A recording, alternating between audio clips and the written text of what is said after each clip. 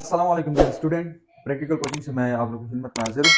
इससे पहले लेक्चर में यानी लेक्चर नंबर 1, 2, 3 उसमें हमने डिस्कवरी ऑफ प्रोटॉन और साथ ही न्यूट्रॉन इस तरीके से आपके पास जो डाल्टन एटॉमिक थ्योरी इलेक्ट्रॉन की जो डिस्कवरी थी उसको हमने डिस्कस किया है।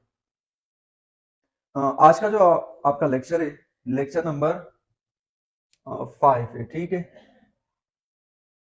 लेक्चर नंबर 4 हमने लिखा लेकिन 4 नहीं है, 5 है।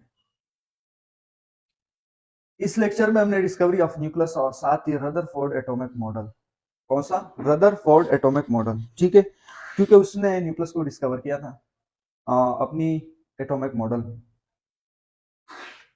सबसे पहले इसका इंट्रोडक्शन है बाय रदरफोर्ड इन 1911। यह जो एक्सपेरिमेंट था कौन सी सन में किया? 1911 में। और साथ ही आपके पास कौन सी मेथड के थ्रू न्यूक्लियस को डिस्कवर किया? अल्फा स्कैटरिंग मेथड, यानी अल्फा स्कैटरिंग मेथड के थ्रू जो डिस्कवरी ऑफ न्यूट्रॉन था उसको भी अल्फा स्कैटरिंग मेथड के थ्रू न्यूट्रॉन को भी डिस्कवर किया था जेम्स चैडविक ने, ठीक है। जितने भी पार्टिकल जो थे वो जब डिस्कवर हुए तो अब जितने भी साइंटिस्ट हैं उनके जहन में यही क्वेश्चन था कि पार्टिकल तो डिस्कवर हुए लेकिन ये एटम में कहां पर मौजूद होंगे। एग्जांपल, इलेक्ट्रॉन का प्रोबेबिलिटी कहां पे ज्यादा होते हैं, इलेक्ट्रॉन कहां पर मौजूद होते हैं, उनके फाइंडिंग में लगे हुए थे जितने भी साइंटिस्ट थे, ठीक है। इस तरीके से रदरफोर्ड ने कहा कि ये जो पार्टिकल है ये कहां कहां पर मौजूद है, इसके ऊपर इसने एक्सपेरिमेंट किया। किसने किया? रदरफोर्ड ने। रदरफोर्ड ने कहा कि जितने भी पार्टिकल है, पार्टिकल के बारे में हमें तो पता चला कि एटम के अंदर ये पार्टिकल मौजूद है, लेकिन उनका जो जगह है कि कहां कहां पर मौजूद है उनके बारे में हमें पता नहीं है, ठीक है।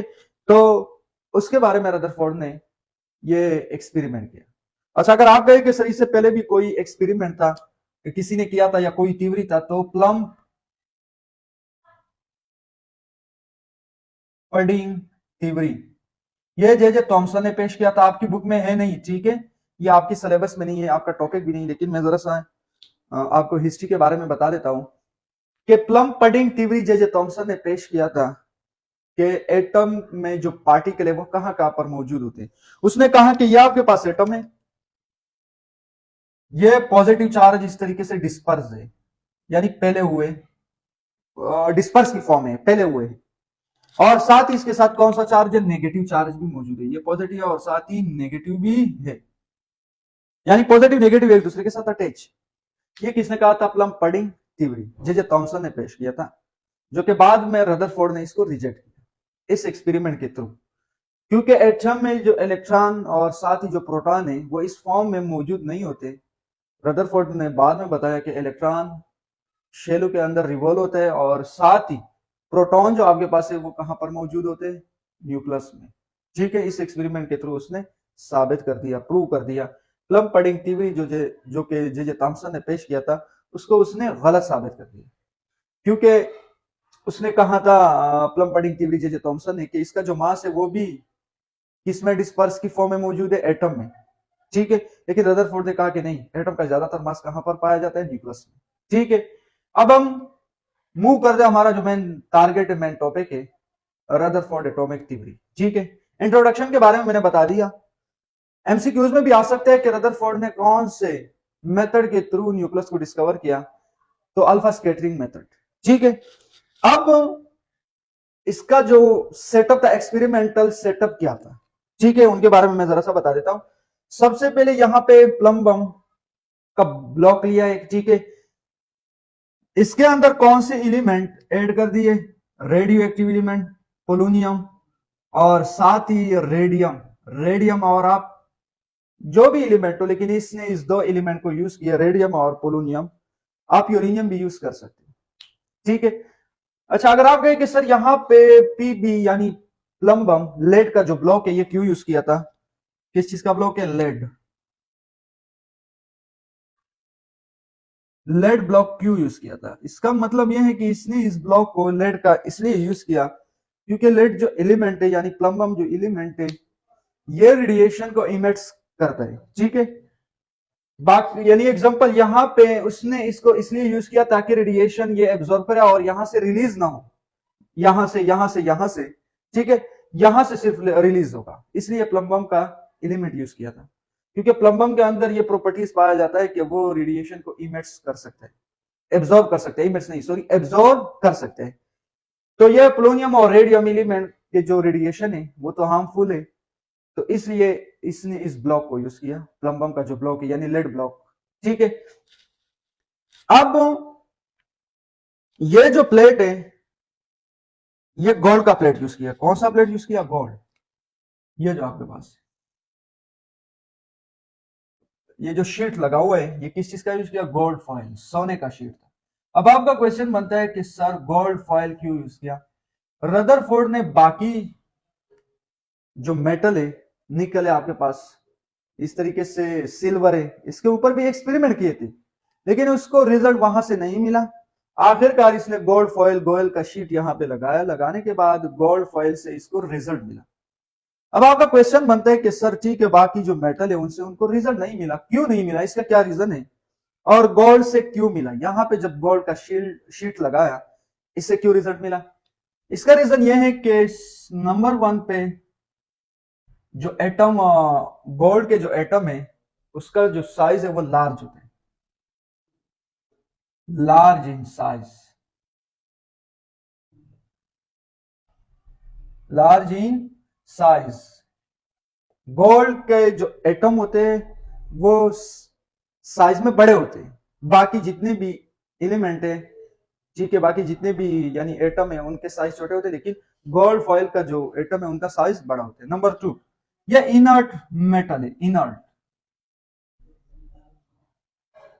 इनर्ट मेटल का क्या मतलब होता है, यह कम रिएक्टिविटी शो करता है, कम रिएक्टिविटी शो करता है, यानी इसको हम कह सकते हैं लेस रिएक्टिव एटम है, ठीक है।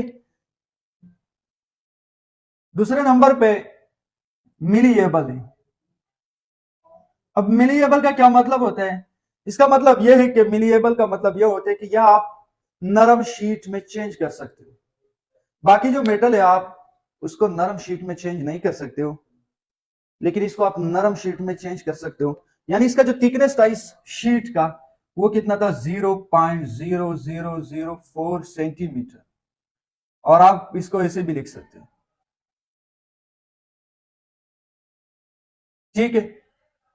बाकी जो मेटल है वो आप इसका जो थिकनेस है इस पॉइंट के ऊपर नहीं लेकर आ सकते हो, क्योंकि टूटने का खतरा होता है, नरम शीट में चेंज नहीं कर सकते। ये आपके पास 3 पॉइंट मैंने बता दिए कि गोल्ड फॉइल के ऊपर एक्सपेरिमेंट कामयाब क्यों हुआ, निकल के ऊपर कामयाब क्यों नहीं हुआ, और साथ ही सिल्वर के ऊपर भी कामयाब क्यों नहीं हुआ।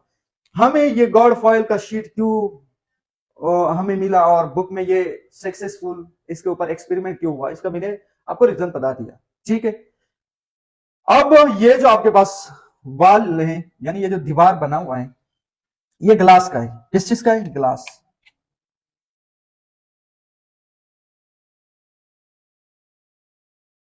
लेकिन इसके ऊपर कोटिंग किस चीज का किया हुआ है, जिंक सल्फाइड शीट का कोटिंग किया हुआ है, ठीक है। कौन सा कोटिंग है, जिंक सल्फाइड। जिंक सल्फाइड का कोटिंग इस प्लेट के ऊपर, यानी प्लेट के नहीं सॉरी इस वाल के ऊपर, ग्लास का जो वाल है इसके ऊपर क्यों किया है, इसलिए इसके ऊपर जिंक सल्फाइड का कोटिंग किया है ताकि इस वाल के ऊपर कोई पार्टिकल लगे, कोई एनर्जी लगे, कोई लाइट लगे, तो यहां से रोशनी प्रोड्यूस होता है, फ्लैशेस प्रोड्यूस होती है, ग्लो प्रोड्यूस होती है, ठीक है। उसने कहा कि ताकि मुझे पता चले कि यहाँ पे पार्टिकल लगा, कहां कहां पे लगा, और वहां से मुझे रोशनी मिले, रोशनी मिलने की वजह से फिर मुझे कंफर्म पता चले कि पार्टिकल यहाँ पे भी लगा है, यहाँ पे भी लगा है, लाइट या एनर्जी यहाँ पे लगा है, ठीक है। इसलिए इसको जिंक सल्फाइड शीट से इसको इसका कोटिंग किया, ठीक है, क्योंकि जिंक सल्फाइड जो कंपाउंड है जिंक सल्फाइड वो आपके पास कौन सा कंपाउंड है, फ्लोरेसेंट कंपाउंड है। फ्लोरेसेंट ऐसे कंपाउंड होते हैं जिसके ऊपर लाइट लगता है या एनर्जी लगती है या इसके साथ साथ कोई पार्टिकल लगते हैं, तो उससे रोशनी यानी ग्लो प्रोड्यूस होती है, ठीक है। तो यहां से ग्रीन ग्लो प्रोड्यूस हुई जब इसके ऊपर पार्टिकल लगा। उसके बाद जब यहां से उसने बम्बार्डमेंट किया यानी अल्फा पार्टिकल, क्योंकि पोलोनियम में और रेडियम में अल्फा पार्टिकल प्रोड्यूस हो सकते हैं, जितने भी रेडियो एक्टिव एलिमेंट है उससे आप अल्फा पार्टिकल प्रोड्यूस कर सकते हो। लेकिन आपका क्वेश्चन बनता है कि सर अल्फा पार्टिकल सबसे पहले क्या है, अल्फा पार्टिकल के पास 2 प्रोटॉन होते हैं, कितने, 2 प्रोटॉन और 2 न्यूट्रॉन होते हैं। इसको हम क्या कहते हैं? Alpha particle. आपने देखा होगा आपकी केमिस्ट्री में H+2 चार्ज को हम अल्फा पार्टिकल कह सकते हैं। इसका मतलब यह है कि ये जब यानी helium nucleus, nuclei of helium, ये जब हीलियम जब 2 इलेक्ट्रॉन लूज करते हैं, इसके पास बचता है कि 2 प्रोटॉन बचता है और साथ ही 2 न्यूट्रॉन। तो 2 प्रोटॉन और 2 न्यूट्रॉन बचने की वजह से इसका जो कंपोजिशन है वो किसके साथ मैच हो रहा है? अल्फा से। तो इस बुनियाद पर न्यूक्लियस ऑफ हीलियम को हम क्या कह सकते हैं? अल्फा पार्टिकल कह सकते हैं। यहां पे क्या होते हैं, जब हम इसको बम्बार्ड करते हैं, करने के बाद ये जो आपके पास ये अल्फा पार्टिकल है, ये क्या है? अल्फा पार्टिकल है। अल्फा पार्टिकल जब हम यहां पे प्रोड्यूस करते तो ये इस शीट के साथ इसको हम स्ट्राइक करते हैं, इस शीट के साथ हम इसको क्या करते हैं? स्ट्राइक। एग्जांपल,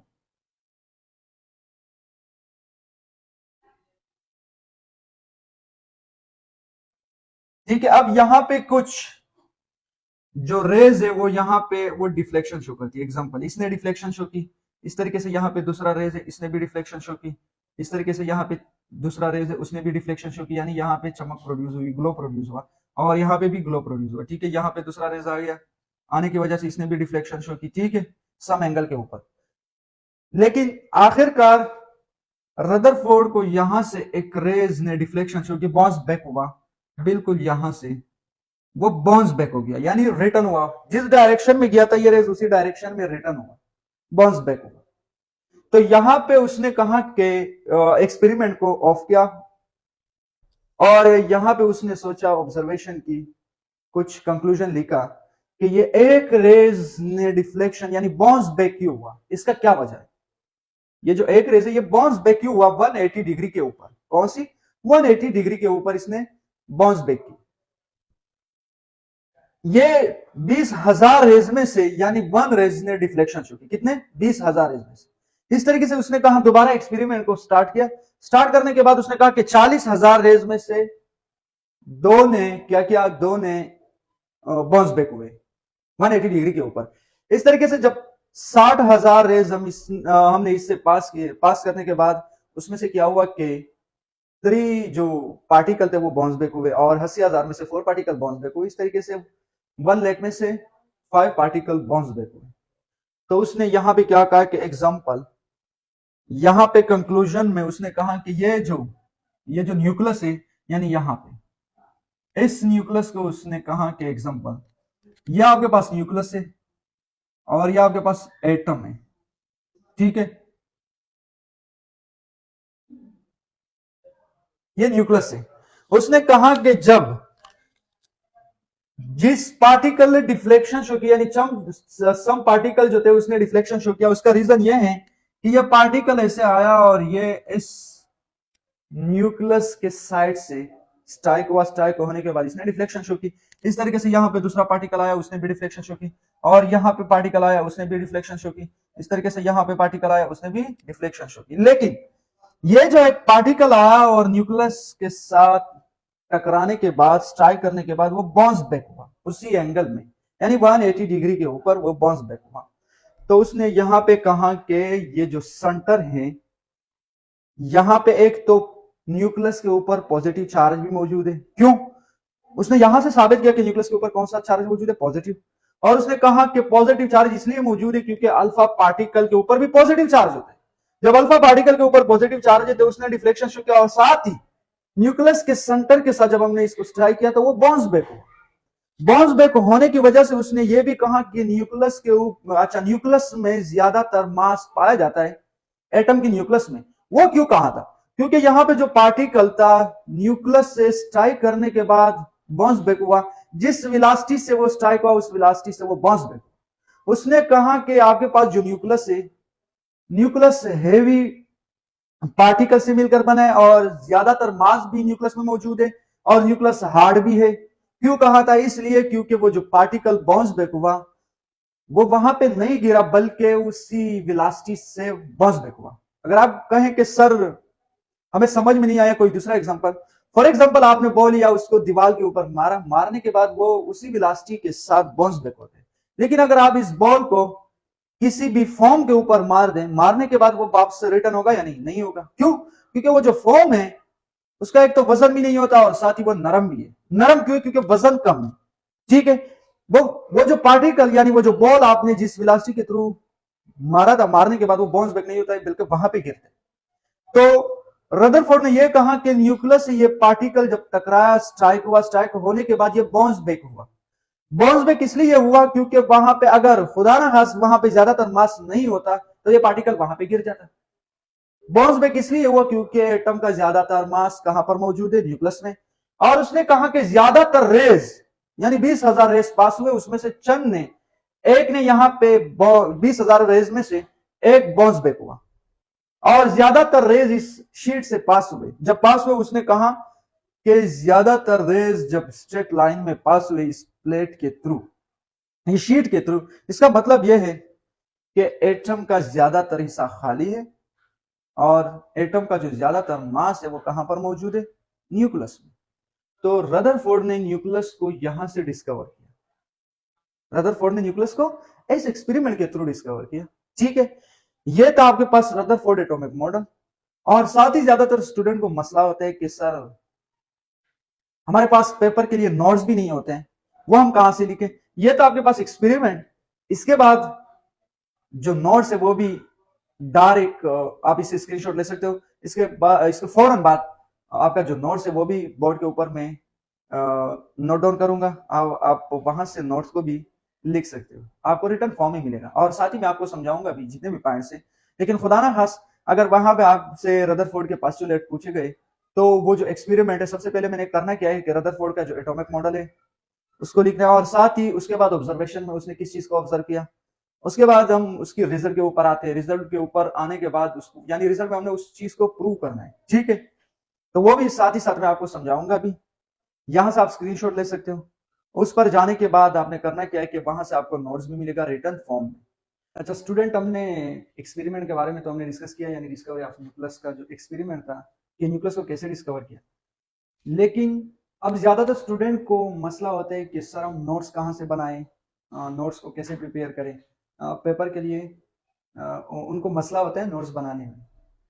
तो ये आपके लिए साथ ही साथ आपको नोट्स भी यहाँ से मिलेगा इस यूट्यूब चैनल पर। ठीक है, यहाँ से सबसे पहले जो डिस्कवरी ऑफ न्यूक्लियस या रदरफोर्ड का जो एक्सपेरिमेंट था उसका मैंने इंट्रोडक्शन लिखा। इंट्रोडक्शन में आपने क्या लिखना है? बाय रदरफोर्ड इन 1911। और किसके थ्रू इस न्यूक्लियस को डिस्कवर किया था? Through alpha scattering method. Alpha scattering method का मतलब यह होता है कि अल्फा जो पार्टिकल है उसका फैलना, स्कैटरिंग का मतलब क्या होता है? फैल जाना। ठीक है, Rutherford atomic model. Rutherford performed an experiment and got foil.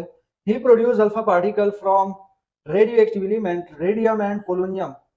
When alpha particle passed through the gold foil of thickness 0.0004 centimeter and stick with zinc sulfide plate and produce flashes.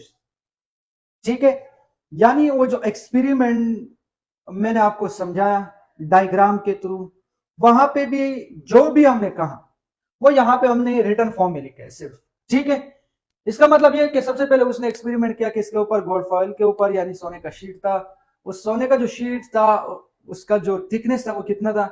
4 × 10⁻⁴ centimetre. ठीक है, और साथ ही एक plate था जो कि वहां पे मैं बता चुका हूं कि वो जो बाल था, प्लेट नहीं था सॉरी, वो जो बाल हमने लगाया था साइडों से वो ग्लास का बना हुआ था, लेकिन उसके ऊपर हमने कोटिंग किया था किस चीज का? जिंक सल्फाइड का। ठीक है, और उसके साथ जब रेज स्ट्राइक हो रहे थे, जो अल्फा पार्टिकल स्ट्राइक हो रहे थे, बाहर से ग्लो प्रोड्यूस हो रहा था, फ्लैशेस हमें नजर आ रहे थे। ठीक है, चमक प्रोड्यूस हो रही थी। कौन सी चमक? ग्रीन। ठीक है, अब एग्जांपल ऑब्जर्वेशन क्या है? Most of the alpha particle, यानी उसने वहां से ऑब्जर्व किया, किस चीज को ऑब्जर्व किया? ठीक है, most of the alpha particle travel in a straight line without any deflection. ज्यादातर अल्फा पार्टिकल वहां पे जो थे वो स्ट्रेट लाइन में उसने मूव किया, ज्यादातर अल्फा पार्टिकल, और उसने कोई डिफ्लेक्शन शो नहीं की। साथ ही दूसरा point, some alpha particle deflected at some angle. कुछ अल्फा पार्टिकल ऐसे भी थे जिन्होंने कुछ एंगल के ऊपर डिफ्लेक्शन शो की, बेंड हुए। डिफ्लेक्शन का मतलब क्या होता है? बेंड होना। ठीक है, some alpha particle bounce back at 180। ठीक है, 180 डिग्री एंगल। लेकिन यहां पे कुछ ऐसे पार्टिकल थे जो बाउंस बैक हुए 180 डिग्री। यानी जब टकराने के बाद वो बाउंस बैक हुए। क्यों बाउंस बैक हुए वो मैंने आपको एक्सपेरिमेंट में समझाया कि इसलिए बाउंस बैक हुआ क्योंकि न्यूक्लियस जो है ये डेंस भी है, हेवी पार्टिकल वहां पे मौजूद है जैसे कि प्रोटॉन है और साथ ही न्यूट्रॉन है वहां पे, यानी एग्जांपल वो हेवी यानी हेवी पार्टिकल भी मौजूद है और साथ ही डेंस भी है। तो इसकी वजह से वो जो पार्टिकल था टकराने के बाद वहां पे नहीं गिरा बल्कि बाउंस बैक हुआ। इसका एग्जांपल ये है कि अगर आपने किसी चीज को या बॉल को दीवार के ऊपर मारा, मारने के बाद वो बाउंस बैक होते हैं उसी वेलोसिटी के साथ। लेकिन अगर इस बॉल को मैं स्पंज के ऊपर मारूं, स्पंज से वो रिटर्न नहीं होगा बल्कि वहां पे गिरेगा क्योंकि स्पंज आपके पास क्या वो नरम है। इस तरीके से न्यूक्लियस नरम नहीं था, अगर नरम होता तो अल्फा पार्टिकल वहां पे गिर जाता। ठीक है, result most of the alpha particle pass through the gold foil, it showed that most part of the atom is empty.